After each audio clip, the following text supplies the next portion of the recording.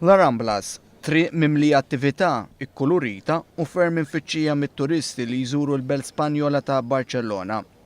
Dan kollu nkiser fl-aħħa ta' berqa meta l-ħamis ftit qabel il-5 ta' filgħaxija van tat-tip Fiat der iserreb lawnu lin u jipprova jolqot kemm jista' jkun nies li kienu qudiemu.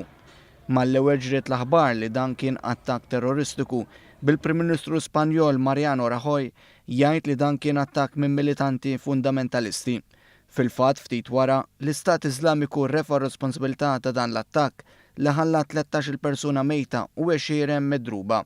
Min wettaq l-attakk der ħireġ mill-van u jaħrab qisu mhux hu.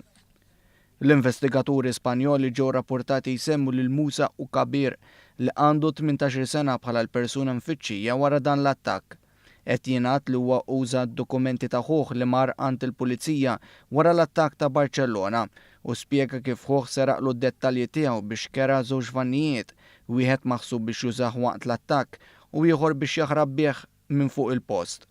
Intant sbieħ il-ġimgħa f'Cambrils, daqs 110 km il-bogħod minn Barcellona, karozza laqtet 7 persuni fosthom pulizija.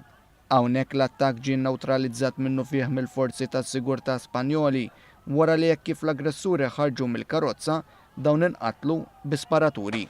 L-aggressuri f'dan l-attakk kienu libsin ċinturini ta' splussiv finta. Intant l-investigaturi Spanjoli qed jorbtu dawn iż-żewġ attakki ma' splużjoni li seħħet f'dar f'Alcanar l-4 filgħaxija. Jirriżulta li f'din id-dar kien hemm min qed jipprova xi splussiv u allura l-investigazzjoni timxi fuq it-teżi ta' xibka mferxa ta' terroristi. Iżda l-Ispanjoli sebaħ jum ġdid li lilin mill-ħajja fuq tagħha li huma rinomati għalija dan il-poplu tnislet mhux biżdieqa imma anke sens ta' rispett lejn il-vittmi. Hekk għamlu f'nofsinhar tal-ġimgħa l-Prim Ministru Spanjol u r-Re Felipe VI li niżlu mal-poplu Spanjol fi Plaza Katalunja viċin il-post fejn inħasdu l-ħajjiet innoċenti. Ħalli kif jixraq tawhom tislima.